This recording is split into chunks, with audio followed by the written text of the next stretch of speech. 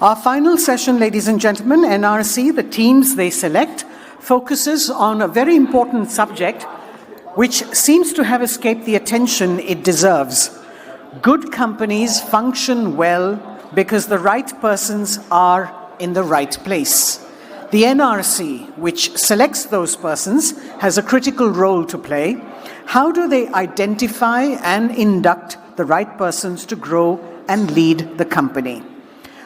On our panel, Mr. Prasad Chandran, Chairman and who was the Chairman and Managing Director of BASF India Limited, to pursue his interest in nation building. Mr. Prasad Chandran adopted to superannuate after 37 years of corporate life and founded SEGOS as a social enterprise to serve as a platform for volunteers from the corporate sector, government organizations, educational institutions, social groups to work together to help India become a developed nation in the next 2 decades. He's the chairman of the Ethics and Governance Committee of the Bombay Chamber of Commerce and Industry and sits on the boards of some large companies. Along with Dr. Muhammad Yunus, he launched BASF Grameen Limited in Bangladesh to protect infants from vector diseases. Mr. Arun Nanda, the founder and chairman of Mahindra Holidays and Resorts, and who serves on some boards of directors, a veteran of the Mahindra Group. He has held several critical positions within the group in the areas of compliance, corporate governance, investments, strategic planning, corporate communications, and identifying new business opportunities. He was inducted to the board of Mahindra & Mahindra Limited in 1992 and resigned as an executive director in 2010 to focus on the social sector and create a favorable ecosystem for senior citizens. He was a non-executive director on the board till August 2014. Joining Mr. Chandran and Mr. Nanda is Mr. M. Damodaran, our main host and gatekeeper, chairperson and founder of Excellence Enablers, the corporate governance and board advisory consultancy firm that was set up by him a decade ago. I'll request Mr. Damodaran to please steer this session, which is going to be our final session, ladies and gentlemen. Thank you, Rini. First of all, let me make a confessional statement. My name is not Anjali Bansal, the name that you will find in the book. I have attempted to pass off as, an impersonation of some other panelists earlier, but they were all males. Today I can't even make that attempt, so I won't even try. But she had to opt out at the last minute because she had to travel abroad, and I decided that I will step in rather than trouble any of you who are far better equipped to do this role as far as this subject is concerned, because I've been on corporate boards for many, many years.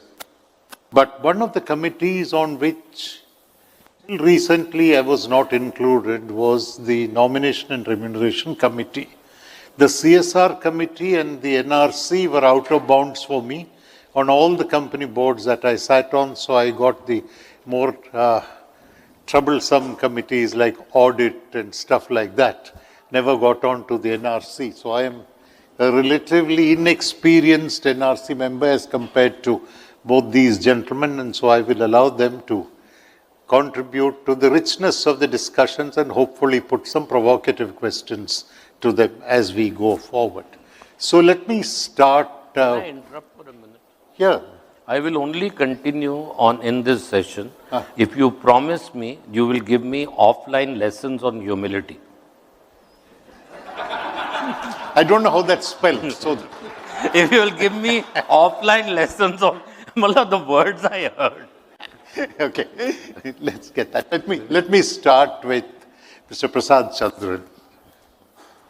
NRCs, I believe, are either the most important committees of the board or the joint most important committees alongside the audit committees, which have been around longer. And the reason I say this is because in every conversation, You get to hear from people. If you fix the board right, everything else will follow. You don't need to do too much other tinkering, etc. Now, my first question is, in constituting the board, I know promoters want to decide who gets onto the board. If it's a public sector, the government would want to decide who gets in. But there is an NRC. And this NRC is supposed to figure out what does this board need, where do you source these people from, right? So let's start with, how do you determine the needs of the board? What kind of board should you have to address the requirements of the company? Thank you. And first and foremost, let me thank Mr. Damodaran and the organization for inviting me and giving me this opportunity. I've been here yesterday and today, and I must say I have learned a lot of things through the various sessions that have taken place. Before I come to this question, I want to, yesterday, Noshir, in one of the sessions, Noshir Mirza, he's not here today, but he's been an independent director on a number of boards. He brought out a question, why do you need independent directors at all? Has this institution failed? And so do you need independent directors at all? Why are we talking all this? Why don't we just do away with this? It was one of the propositions that had come. So before I come to your answering this question, I want to say that I firmly believe that we need independent directors because this is the wedge. Good independent directors is a wedge which will help shift ownership and management. Because we need to have ownership and management separated, and it is the independent directors. Yes, we have not yet evolved to that level that we can get really good independent directors or what we want, but this is the medium by which progressively we will be able to shift in India.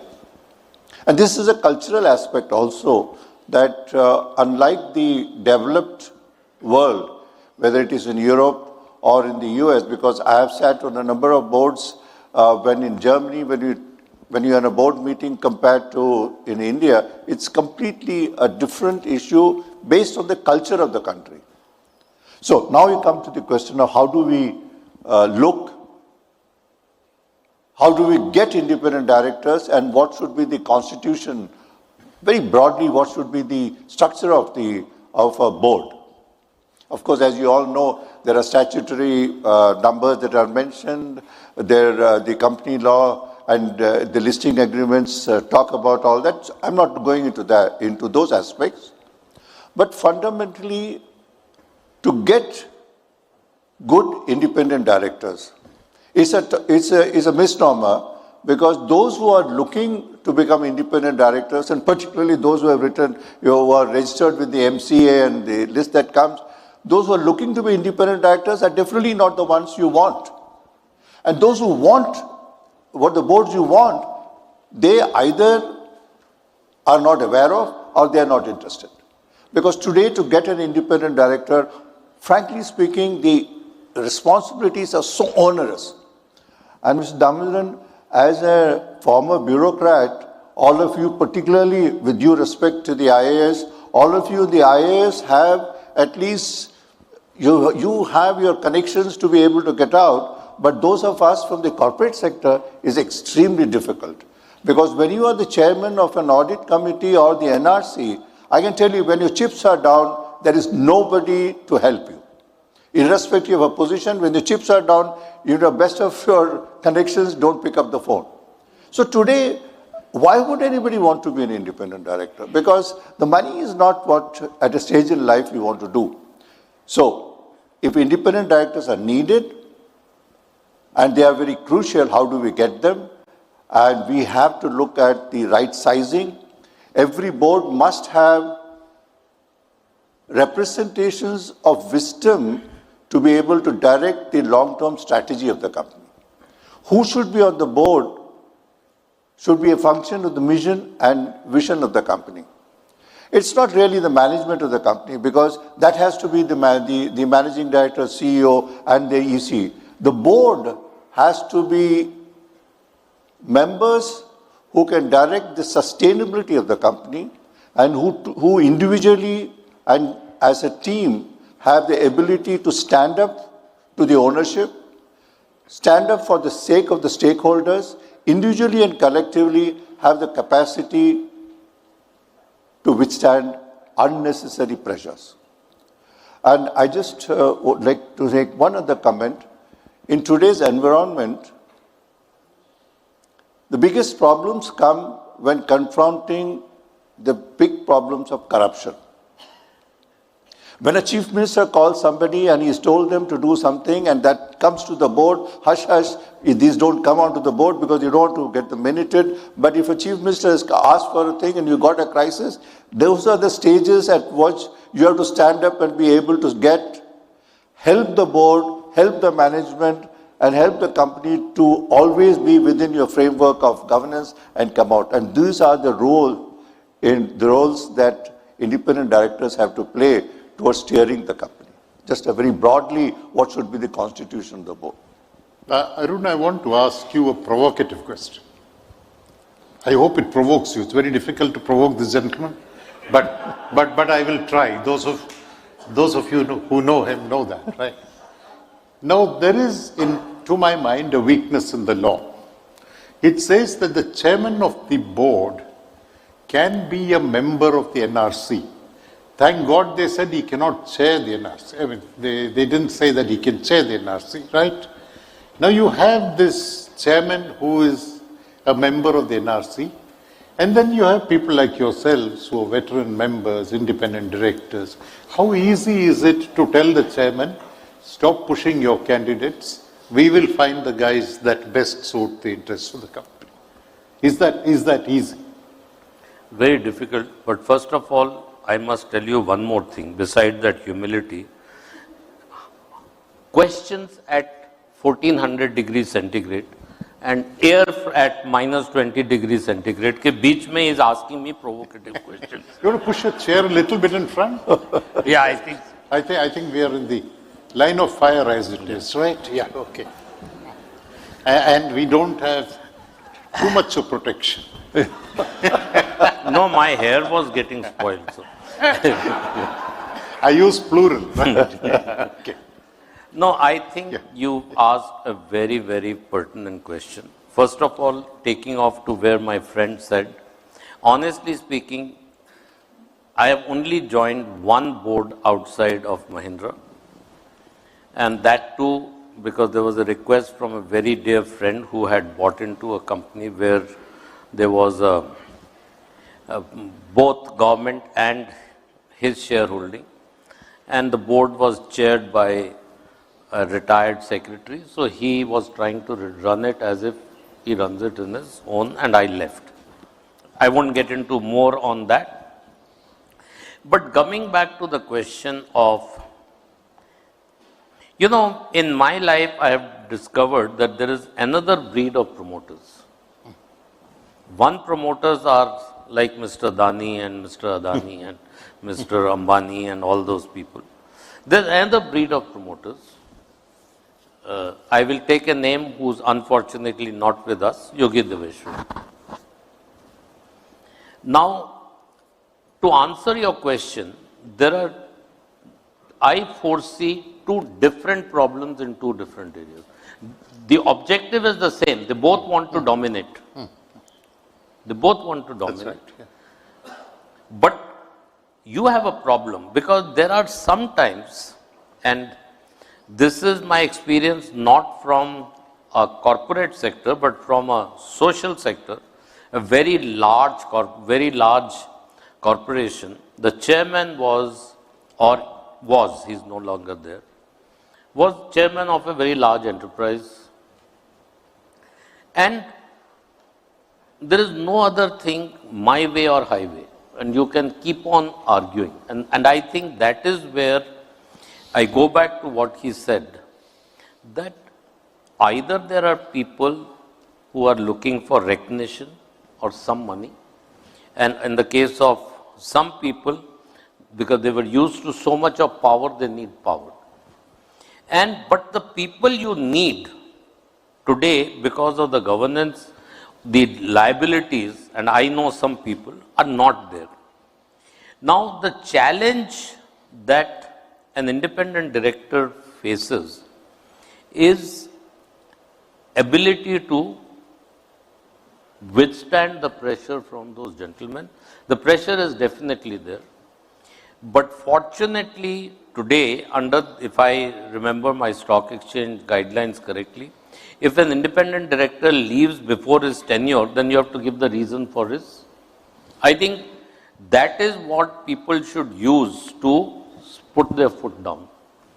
See, please understand that independent director has, besides statutory responsibility, he has a huge moral responsibility. The whole concept of independent director is based to take care of the interest of minority, governance, etc. Because the promoters' representatives are already there. And I would urge independent directors, you please stand up. What have you got to lose? 1 lakh of rupees a quarter. But unfortunately, either it is pressure of the status of that gentleman. And I have seen that there are not many people who can stand up against a very powerful promoter, or even more difficult is this new breed of promoters. It is a genuine problem, because they may not be the chairman, but they have been brought up in a culture where it is my way or highway, and that it becomes a huge problem. And I honestly don't have an answer other than dig your heel. If he asks you to go, what is the worst he can do? He can ask you to go. Then you have to give the reason. He will not ask you to go for that reason. But listen to this. To me, listen to your conscience, because as I said, it is not only a statutory position that the law says you must have X number of independent directors, it is also a moral responsibility. That way, I have tremendous respect for Mr. Keshav Mahindra and Anand Mahindra, because you've sat on their board, lot of people, they gave full authority to people to speak. That's right.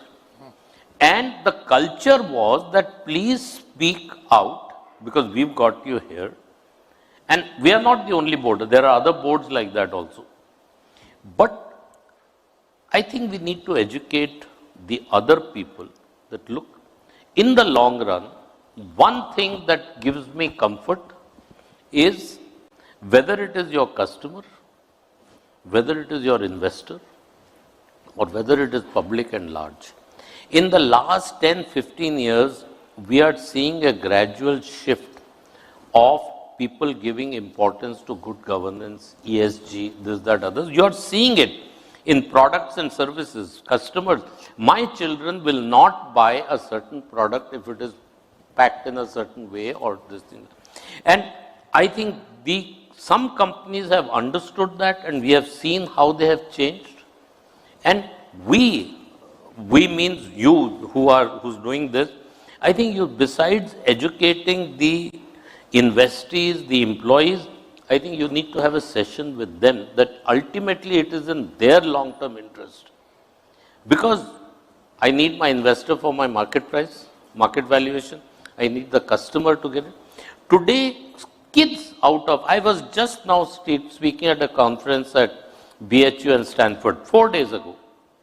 Kids want to go to companies where they feel they will be respected, those days are gone that somebody comes out and says, Jo naukri milegi. But if you are an IIT graduate, or if you are an IIM graduate, or you are from one of the things, people select. And I think you need to have a seminar where you educate these people that, look, give rights to, or give an opportunity to people to speak, because it is in your long-term interest. It may not be in your short-term. At that moment of time, it might hurt your ego. कि मैंने ऐसे बोला, तुमने ऐसे कैसे बोला? But it is in your long-term interest. Thank you, sir. It's interesting you say this, because we run a program. We haven't run it as often as we need to, called the Chairperson's Conclave, where we get chairpersons at a round table and then ask them what are the pain points, what bothers them the most. And very often the answer is we need performing boards. We constitute boards because we think these guys will perform, but then collectively, individually great guys. But like, I'm an old soccer fan, so like the Manchester City team of, not now, but about 10, 12 years ago, the best 11 guys on the field, terrible team. Can't work together. So boards have also become like that, unfortunately, in some cases. But moving away from independent directors, because the NRC also has to get other guys onto their positions. How do you find a good chief executive officer these days? What do you look for in an NRC? I think this is very important, as the NRC chairperson now is statutorily mandated. He has the power because NRC the promoter can't be on the promoter can, no promoter or executive management can be the chairman. So the independent director has to be the chairman of the NRC. And therefore, the role of the NRC becomes extremely important when it comes to succession planning. It's not just the CEO, when it comes to succession planning. And my experience, both in multinationals as well as in Indian companies, and in Indian companies, I must say that there are two kinds of Indian companies. One is, as Arun mentioned, where the promoter, whether he's got 30%, 60% or 70%, is I, me, myself kind of a guy. Or where is a promoter who's very professional, or he wants to be professional, and he looks at it in a very different manner. Now, in both these cases, as well as in a multinational, when the vacancy of a CEO comes, excepting on an emergency basis, where if you had a good succession plan, you already know where are you going, which are the possible candidates. But otherwise, as NRC, in all the large organizations, twice in a year, there is one NRC meeting which exclusively 2 hours we spend, wherever in all the NRCs that I have been the chairman, twice in a year. In the beginning, it's very difficult for companies to think that succession planning has to be done for M-1 and M-2. Because they all say, yes, we got alternatives, we know, we have this person, we have this person. Your perception of having is very different than having a very formalized way of putting down, if M hit by a bus, who moves in. M-1, you have all the functional heads. And each functional head, just for argument's sake, CFO. CFO is M-1, but who comes in for the CFO's place? Now, in Indian companies, there is a very high sensitivity to saying that to use the word hit by a bus, or to even talk about succession. Because everybody thinks that he or she is going to be there forever. I mean, why are you looking at it? And suddenly people are very scared that if you have a succession plan, am I going to be shifted out? So there is this very difficult thing. But I can tell you in MNCs, this is taken for granted. Because all of us in MNCs, we know that your job is not forever. Because even as a CEO, you could get shifted to maybe for an international assignment or whatever levels you go. So when you look at CEOs, the NRC, as far as possible, the NRC chairman must list down and agree with the management what is the criteria, not the person, what is the criteria at that stage of the company. Do you want to have a visionary? Do you want to have a disruptor? Do you want to have a consolidator? Or do you just want to have a short-term bridge? I'm saying this because each one of it has different skill sets and different competencies. Because if you are at a stage of a company where you want a visionary, then the competencies are his strategic thinking, his long-term ability, where he's looking at it from a 3 to 5 year kind of a period. That can only be done when the company is very stable, the brands are very done, your EPS is good, and everything is all right. You can't look for a visionary when your quarterly results are down and you are on the third quarter of down and your CEO is going to quit. So it depends on what kind of a leadership you want. Then you put down the skill sets and then look for people. Now, when the promoter has somebody in mind, my experience is nobody tells you directly to the NRC chairman that this is whom I want. He tries to go around and he will talk to some of his friends who are on the board, and that guy comes and tells you, look, this is what the chairman wants, or this is what... It's up to the NRC chairman. Is he going to stand up to what he had mentioned, or is he going to succumb to the ownership? It's the personality of the NRC chairman, and here I think every person is different because you are a function of your own personality, and everybody knows that whether you will compromise or not compromise, whether you are a man of high integrity, because your integrity and reputation always precedes you. Everybody knows about it. So in advance you know, and you will be able to then get the best person. You know, interesting you spoke about a finite term for CEOs and not CEOs continuing forever, because I've always believed that CEO immortality translates to CEO immorality at some stage. And if you don't let them go quickly, then you find that sooner or later the hand is in the till and you have some issues. They have connections and they will go down the line. So the day you get him in, you need to know what is his exit date. And then, of course, set in motion the process of getting people there. I want to move to a related area, compensation.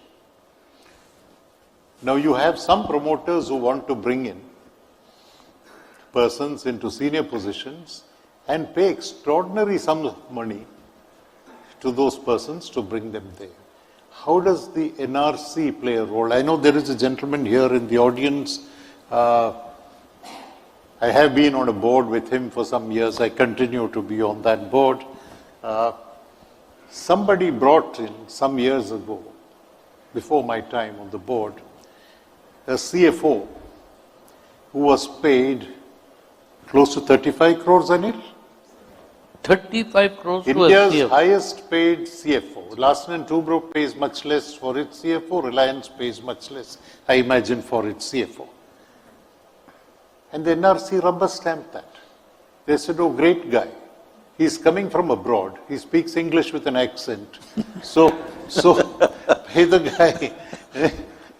And with the dollar rupee rate, the way it's going, you fix it in dollars. So you give unintentioned increments also by the time you pay him in rupees. Where does the NRC come in at this stage? Can the NRC say, sorry, we want no part of this. Tell us how much this guy is worth, why is he worth that much, and then only we will bring him on board.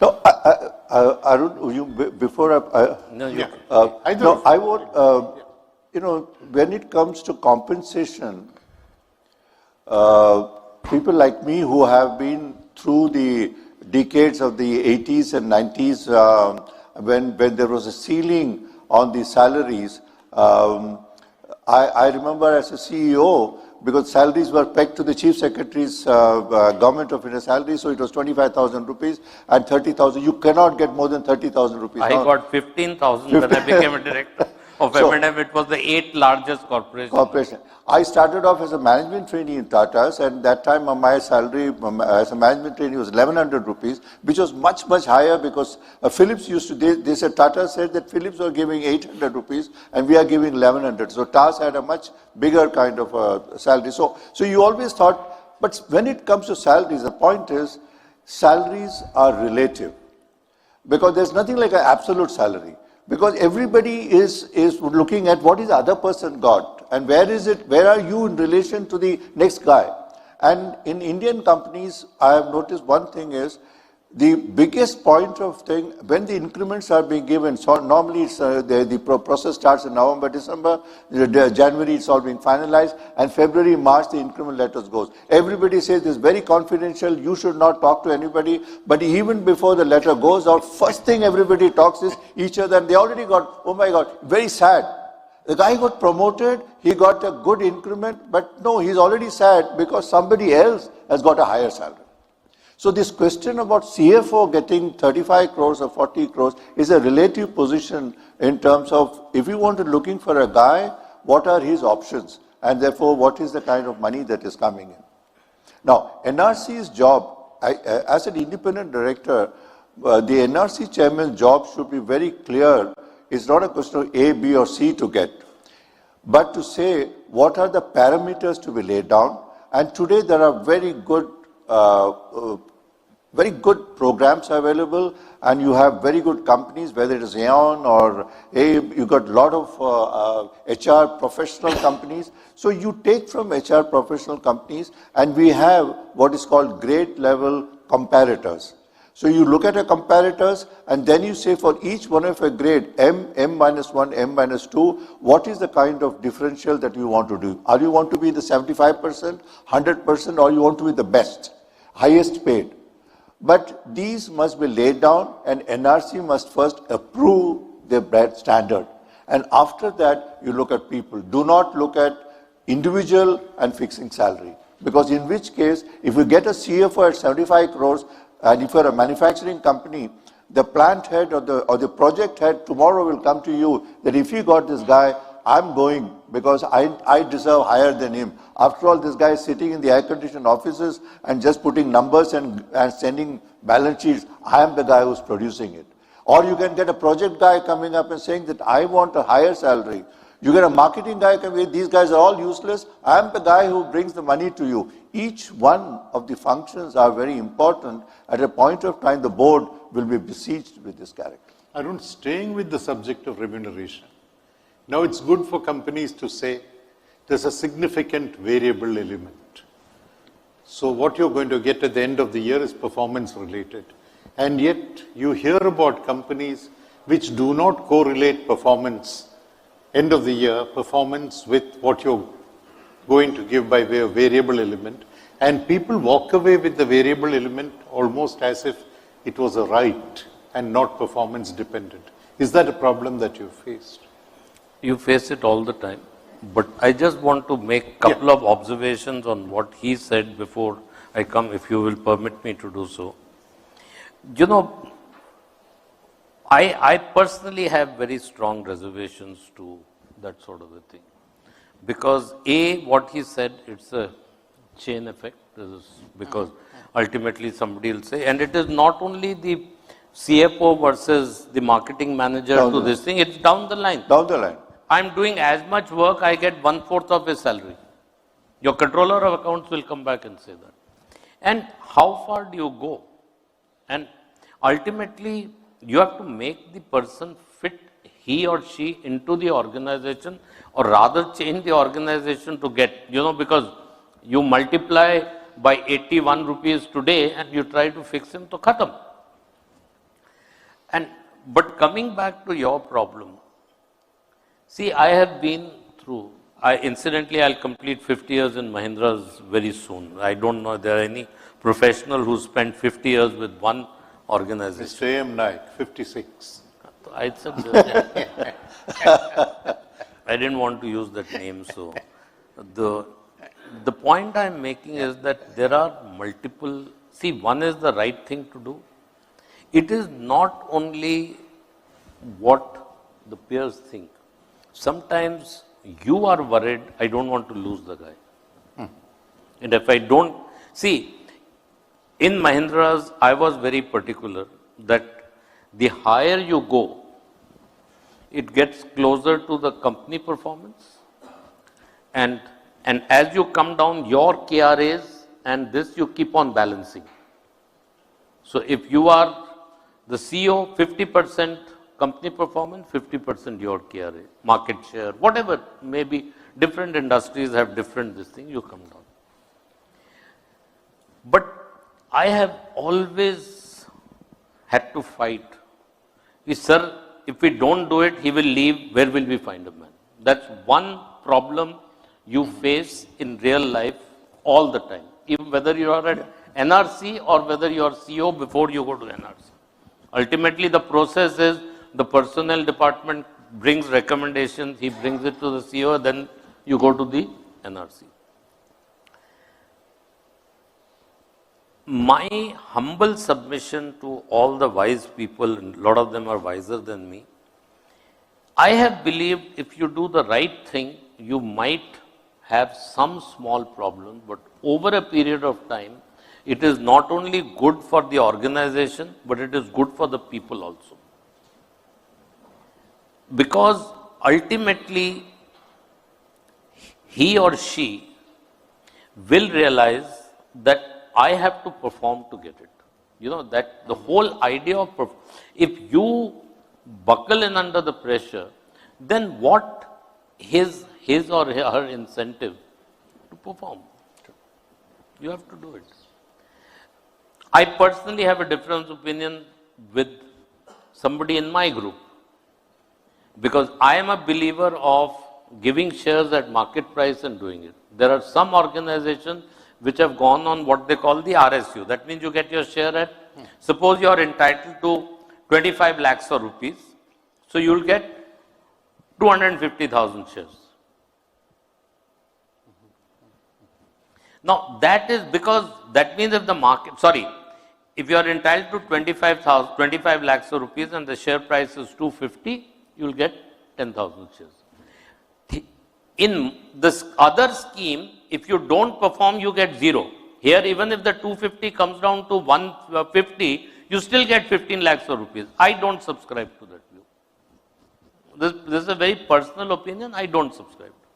But getting back to your problem, I think as CEOs, as chairman, as NRC, again I go back to, you know, I'm an old man, so to me morals are more important than statutes and governance.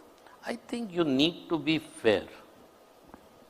Because ultimately people want, one of the things that I pride in myself, people may find me गुस्सा आता है, डांटता है, ये करता है, वो करता है, but nobody will ever accuse me of being unfair. And I think the day you are perceived to be fair, your decisions, it's not for your personal good. Your decisions are taken, कुछ तो होएगा. Because if you have if you are perceived to be as somebody who's a little bit of dilly-dally, who has liking for A, B or C, even if you take a right decision. So I am saying that besides listening to this, also make sure you're perceived to be fair. When you're perceived to be fair, and if he is entitled to 25 lakhs or 50 lakhs or 1 crore and you give him 25 lakhs, he will think, मैंने कुछ तो गलती किया होगा. You know, so please, so you know, sitting on boards is not only knowing the Companies Act and the Stock Exchange Guidelines. That you don't have to know, other people know it. You have to also bring certain values and other things onto the table. I don't know whether you agree with me. Yeah, I want to, I totally agree with you. And I want to bring one other point on compensation, which I am seeing this trend over the last decade. As you know, now the name of the game is share prices. Name of the game is, when do I become part of the stock option? And it's changed, it's not only in India, it's changed all over the world. Now, for those of us in multinational companies, those who have worked in internationally, we've been used to stock options for many, many years, and you know how to handle those things. But in India, we did not have the stock option. In my early days, there was no chance of asking for any stock options. Nobody would as you know, even in TCS and Tata's, it was not there. It was much, much later introduced a stock option. Now, the name of the game is stock option. Everybody who comes in, up to what level, first of the NRC's important thing is, at what level do you start stock option? M-1 is of course there, M-2 is of course there, M-3. Now it's M-4. Now M-4 for what departments? Would you give it for the manufacturing people? Then in which case what ratio? So stock options as part of compensation and fixed versus variable. Now you have total cost to company. Now total cost to company, where do you break it up? And when it comes to variable versus fixed, moment it is not, the market goes against, or your stock price is down, you have this guy sticking with a gun on your head. And this is where what Arun said, if the fellow comes to you now and says that, look, if I don't get the stock, now the stock option is no use to me because the market prices are lower than my option price. Now I don't want to vest it. So when it's vested, the option prices are not there. So stock options, when the market is directly linked to the market, and therefore where do you go, how do you link it? This becomes another component, and at what levels you go. And my recommendation here is people at certain functions and certain, you got to decide in your company where is the market's share market price related to the person's performance. Because not everybody is going to be, has a direct link to the market. So at best, you must link it to M, that is the CEO minus one level, KMP at best one level selected.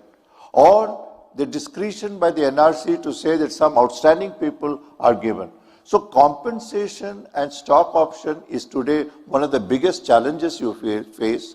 And NRC must set down the rules very well, and management must have the rules, and owners cannot have, Mr. Mariwala was here in the early morning session, and when he talked about, he's a first-rate, an owner who's gone professional, but you have owners who are inherited, and owners' children who come in from educated abroad. You got a 34, 35-year-old guy or a 25-year-old guy who now owns a company where his father owns only 35%, 65% is listed, and still he runs remote control.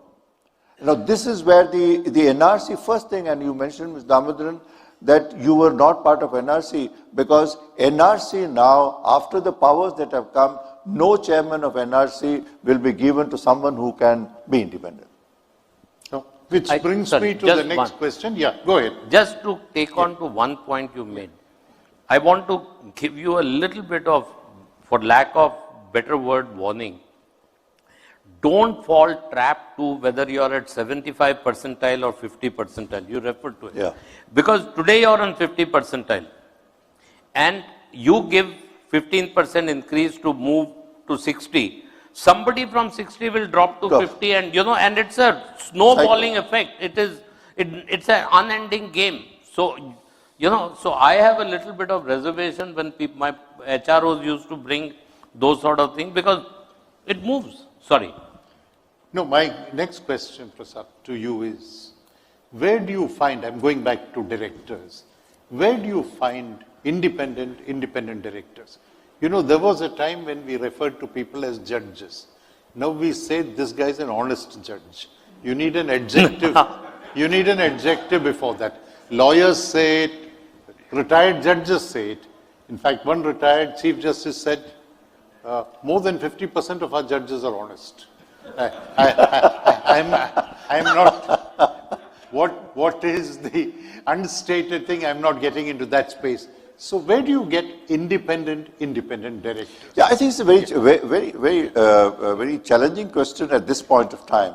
Roughly about 2,400 odd independent directors are really right now registered. As you know, when you're an independent director, you get your DIN number, because now you got to go to MCA, you got to register. And I remember 2 or 3 years back, suddenly I got a call from one of the on all the boards that I am. They said that they asked me to write that MCA wants me to write an examination to see whether I'm qualified to be an independent director. I called up the secretary and told him I don't want to be, because I'm going to resign from all the boards. I said, after 40 years of corporate and running large corporations for 20 years, you want me to sit in a test where they're going to ask me a couple of legal questions? I said, any company secretary can do all this. I don't need to know all that. And I don't need all this nonsense of a thing for me to qualify for a DIN. I said, I am sending my resignation. You can pass it to all the companies. The point I'm making is, this kind of thing as the independent director today, most of them are known to the chairman, friends, allies, golf partners, or schoolmates, whatever. It always comes through known sources. So really independent directors are difficult to get. And therefore I find that in the boards that I am, unfortunately I've only chosen the board that I wanted to be, so we have a lot of us who are very good, and all the boards that I am in is a very transparent system. Whereas NRC chairman, I talk to the audit committee chairman, we sit together, we discuss about the people and all that. But based on my experience, this is my suggestion, where to create a pool of really independent directors. I don't want the government to come and make some more rules, but I want the industry to be able to get really good. According to my experience in India, Where can we get? In the industry associations that whether it is FICCI, Bombay Chamber of Commerce, the Indo-German Chamber of Commerce, in all these chambers, members who come in are managing directors and CEOs, because you can't send a proxy. It's always the number one who comes. Amongst us, we know who are the really good guys that are there, and those who are the 55 to 60 people who are going to be closer towards retirement, that could be one good body of people, because between 55 and 65 to 70, I think these are the 5 to 10 years where a person can really be very efficient, well-proven person to be an independent director. So this is one, managing directors who are already managing directors. Second is KMPs, who are currently KMPs in the large 20 or 25 companies where good governance exists, where the boards exist. These KMPs should be approached. Now, nobody wants to become independent director. There has to be a mechanism to approach these KMPs, get them to come as independent directors. They could be another source. You could have very good academicians in IITs and in the teaching profession who do not know. Because I know a couple of directors whom I have from educationals who came in, and that's a very good source to get good people to come to the board. You could have people now, NRIs who are abroad, we could identify them.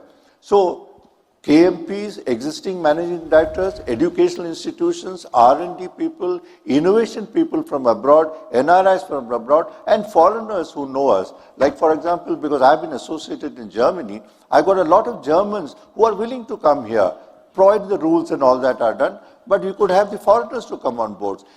And the term need not be 5 years. You could have for 2 years or 3 years, because that's between the company and them, because nobody wants to be there for 5 years. 2 years or 3 years, depending on what it is. It's a very good cycle that you can have. And my suggestion also on this is, who should select? I don't want the MCA to come in at all. I don't want the Babudan to come. Some IAS officer, the secretary is then going to nominate to 20 other people, and we will be a mess of our companies. I would rather wish that the director generals of these associations, every association has a director general and has a president. Probably we can have a committee of them chaired by a very eminent international management expert, and they could have a pool of people. That probably will give us it's not mandatory, but at least a pool of people from whom one can select, of people who don't want to come, but people who have been persuaded to be an independent director. And each place you have to tell him why he can be an independent director, because as you know, vicarious responsibility, an independent director is responsible for anything that goes wrong in the company. The Madras High Court has just given a judgment on the pharmaceutical that the independent director goes to jail. So in these conditions, we'll have to persuade really good people to be independent directors. So you're talking about getting people who are both able and willing. Willing. Because there are several who are able, but not willing because of the liabilities. Yes. Arun, I have a question for you. This is something that's not been talked about. In any job, even at the lowest end of the spectrum, you have something called a probation period, after which you judge whether the person is good enough. What happens if directors are appointed for 1 year, and then you subject them to very rigorous evaluation to see whether they should get a longer term? Honestly speaking, it's a very difficult question, and because the question is that I mentioned earlier on, you do face this dilemma. I have faced this dilemma. In the earlier days, it was easier because there was no reason to, you could tell the person to politely resign and go. But today, when you have to give notices to stock exchange, how do you tell somebody? But it is a problem, because ultimately, like an employee, you interview, you put them through tests and all that. Ultimately, there may be situation now, whether it's 5% or 15 or 20%, you made a wrong decision, and you have to accept it that I made a wrong decision. If you are looking for a trophy director, then it's fine. But if you are looking for somebody, what he describes as a competent this thing, then he being there is actually detrimental, because then these guys come and talk. Those are the people who are compulsive speakers. They have to express a view on everything. I personally feel if I was the chairman of the board, then you should have the guts to take a call and say, ki boss, nahi jamta hai. Spend your time better. No, so you call a meeting of the independent. I would not take the decision. I'll call the meeting of independent directors, because the whole-time directors would be influenced by boss ne bola, ho sakta hai. But I'll call a meeting of the independent directors. I'll take them out. I have done that in the past. I took them to for lunch and said, this is the problem that I have. And then the head of the independent director, the person who chaired the independent director, told that gentleman to resign. I've done that once, but it's a difficult one. And the lead director could also do this. The lead director, among the independent directors, there's always a lead independent director. Yeah, that's what I meant. The lead director. Yeah, the lead director could. No, I didn't talk to the lead director. Okay. I talked to I took all the independent directors for lunch and I said, this is my observation. Of course, except that particular person. And if you agree, then the lead director took the responsibility of speaking. Shouldn't this follow a very rigorous evaluation process at the end of which you determine whether the guy makes the cut or does not? I'm not talking about a routine box ticking evaluation. 90% it is box ticking. I have had a situation in a PPP situation where, because in PPP you have to have, I'm so and so batch, how can he evaluate me? I've heard it with my own ears. I'm so and so batch, he's 10 batch junior, how will he evaluate? Hum nahi karega. But evaluation, honestly, we have to move away from the tick of the box.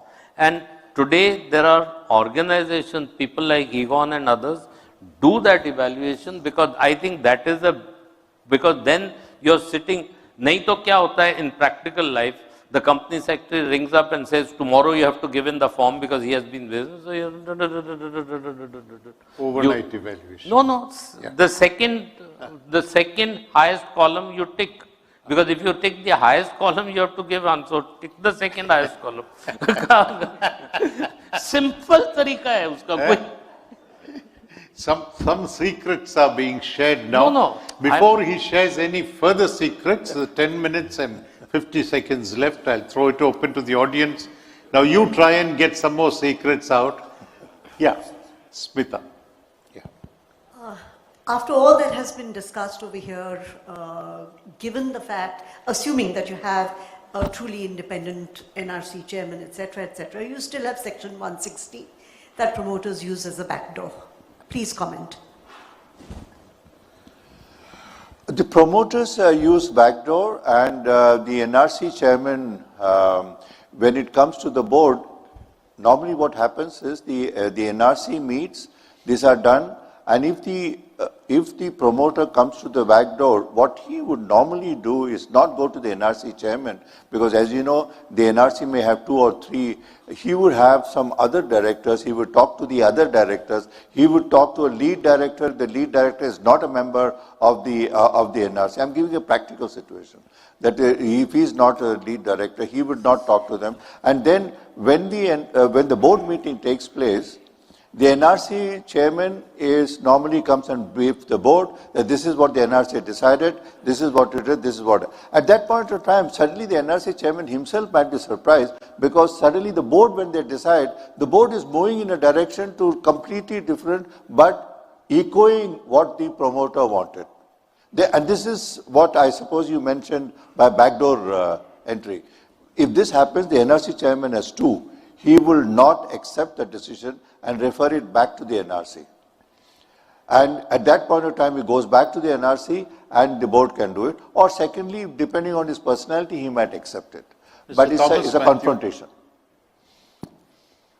As a supplement to our earlier discussion that independent directors should listen to the conscience and leave if things are not going, I just want to supplement a provision in the Companies Act that there is a provision for the independent directors to take independent legal or expert opinion at the cost of the company.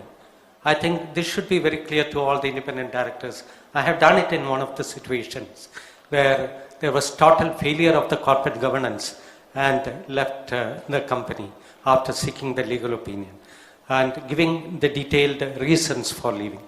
That apart, the question is that we have discussed about the very critical and sensitive things to be done by the NRC as compensation, succession planning, board evaluation, and so on. Very well discussed, thank you. But do you think in that background, the NRC should have only the independent directors as the members? Today it is not so, and it is only 50% of the people are to be independent directors in the NRC. Won't it be an ideal situation that NRC has only independent directors as the chairman as the members? And secondly, the LODR says that the NRC should meet at least once in a year. NRC is very important, and saying that at least once in a year is belittling the importance and the gravity of the NRC, I feel. Comments, please. Thank you. No, I think there are several such provisions. The independent directors shall meet at least once a year. Therefore, they meet only once a year. NRC meets maybe once or twice a year, depending on whether there's some other reason for them to meet, not the work of the NRC. And people looking at least as the kind of a stipulation, we'll do just that and no more. On the other hand, you have, I don't want to get into detail, you have a SRC which met 15 times in a company. They had only 3 complaints.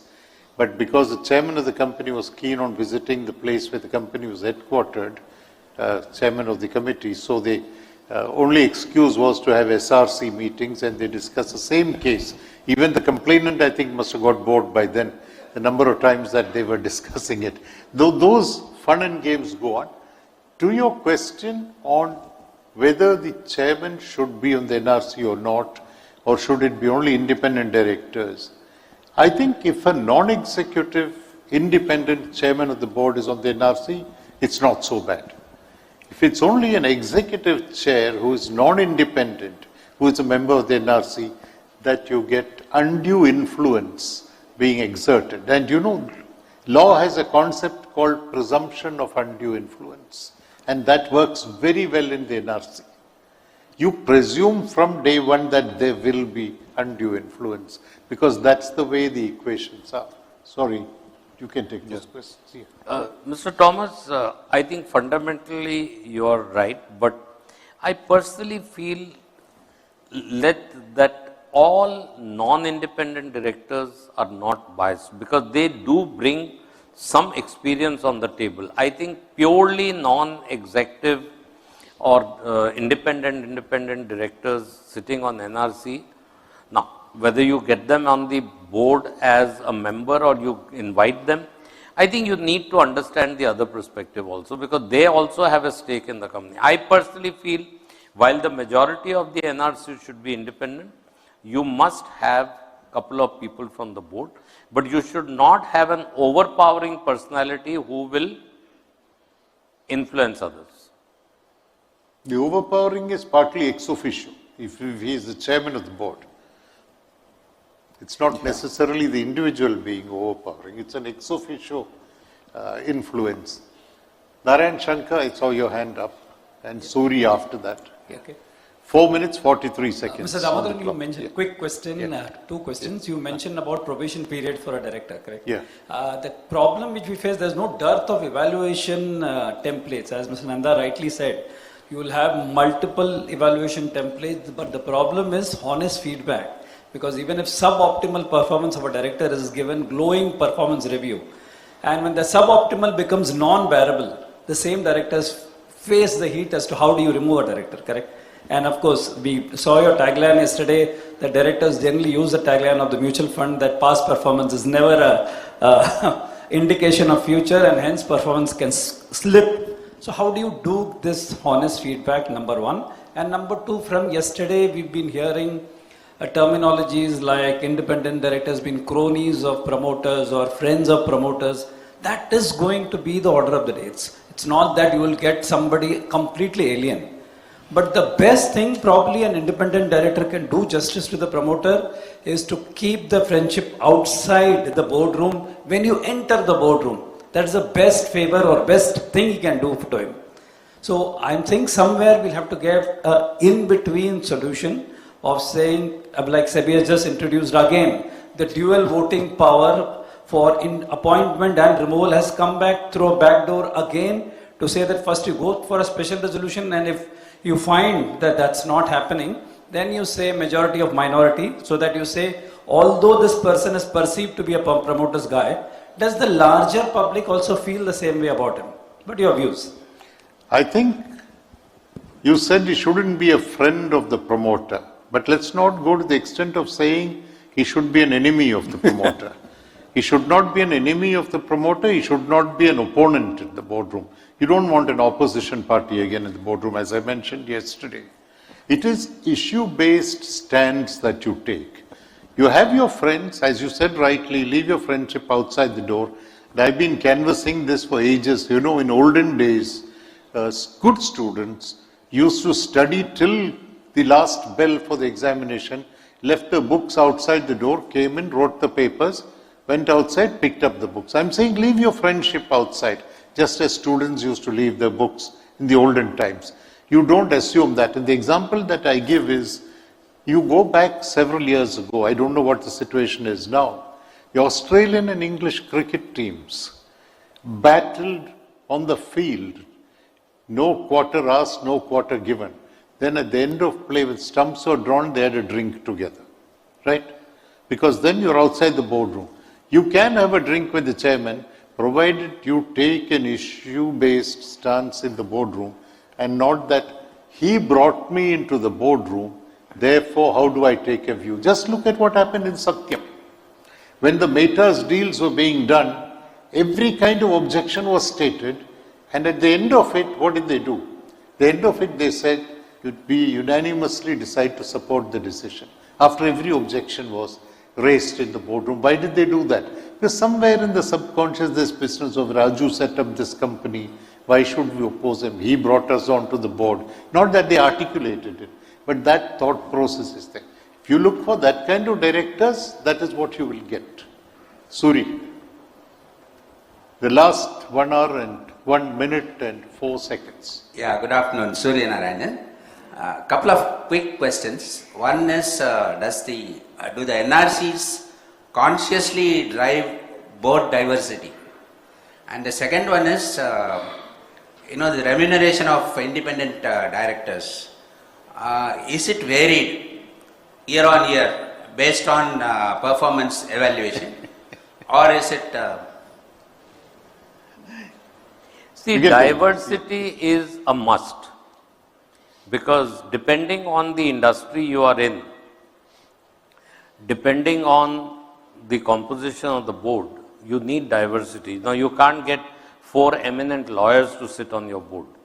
So, and every company has its own needs, and depending. For example, when I run a real estate company or when I run a financial service company, then I need somebody with a legal thing who will raise the red flag at the right time.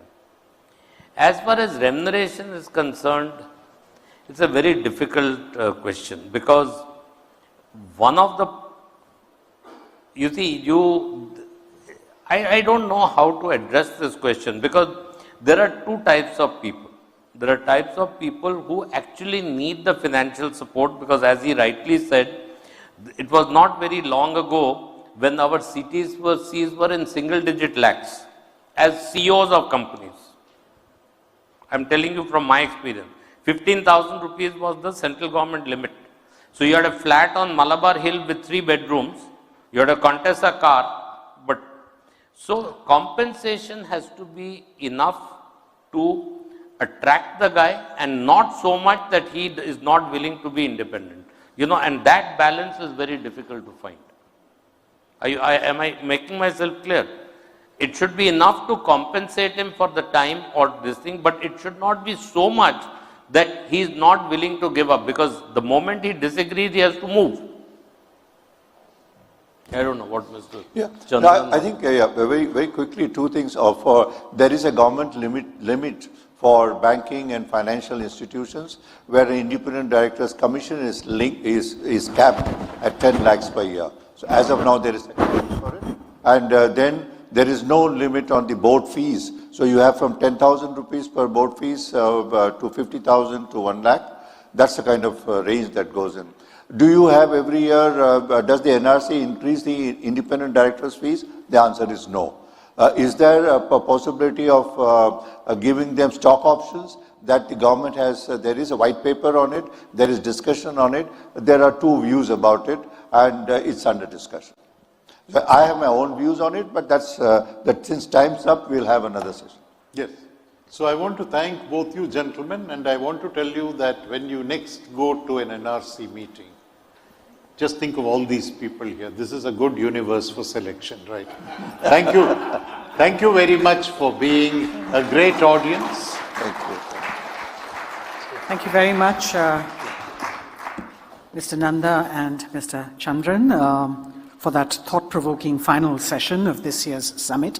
I'd like to now request Mr. V. Subramanian, former Secretary to the Government of India, with the Ministry of New and Renewable Energy, in fact, to please come up and present tokens of appreciation to our panelists.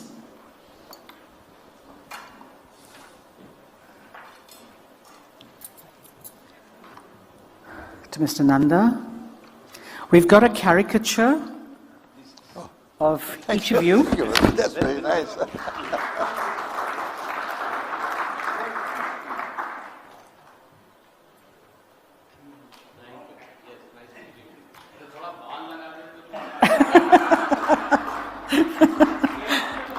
We also have certificates inside your bags which state that 10 trees have been planted in your name in the Sundarbans, our contribution to conserving the environment. Thank you very much, ladies and gentlemen. A photograph.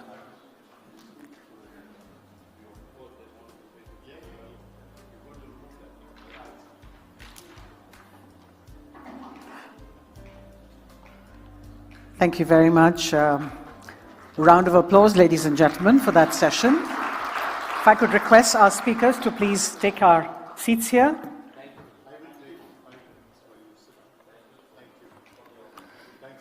Ladies and gentlemen, the last words, as it were, and as before we bring the curtains down on the 7th edition of the Gatekeepers of Governance Summit, Mr. M. Damodaran.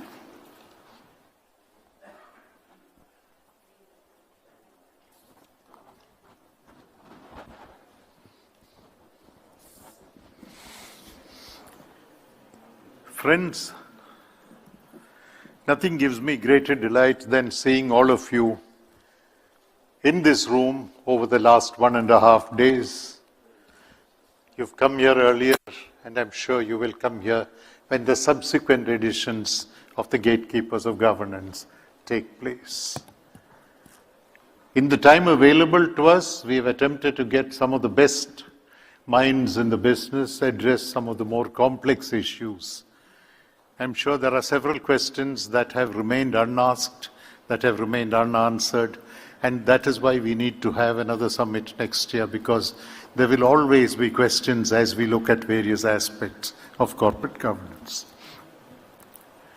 I don't want to speak for very long because I don't think it's good for anyone to stand between you and lunch, lunch being the next item on the agenda. But let me say this once again, that running a corporate governance summit over a day and a half is not the easiest exercise. We are encouraged by you, we are energized by you, we are emboldened by you. Our enthusiasm is derived from what you do. You come here in the morning, you sit here, you ask questions, and I know at our ages, it's not the easiest thing to do to get back to a kind of a classroom situation.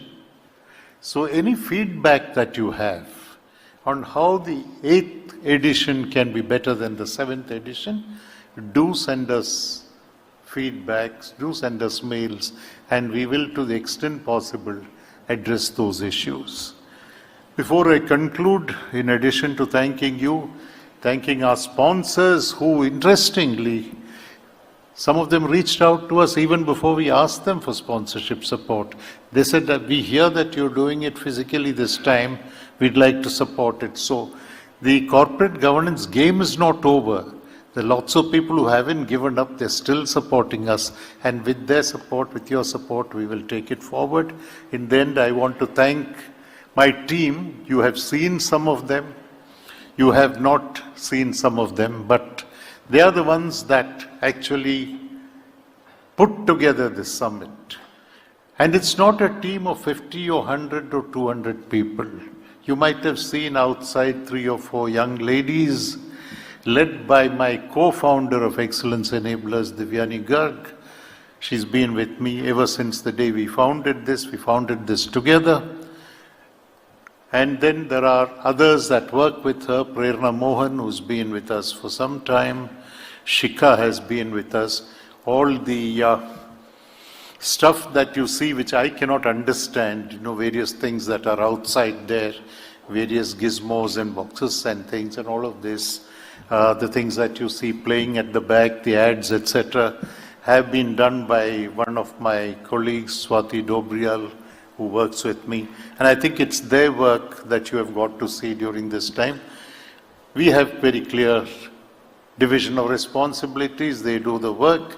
I take the credit. Thank you very much for coming here. And please join us for lunch. I want to thank one other gentleman before we get up from here, and that is Ashutosh Bishnoi. We were having tea 9 years ago. We were having tea together in one of the restaurants here, and we said, we need to do something. He said, why don't you do a 2-day program on governance in Bombay? That's how it started. Thank you, Ashutosh. If he hadn't said that, and that's why tea is a very good drink. You get very good ideas over tea, right? So I urge you to have more cups of tea, but after you have had your lunch. Thank you very much.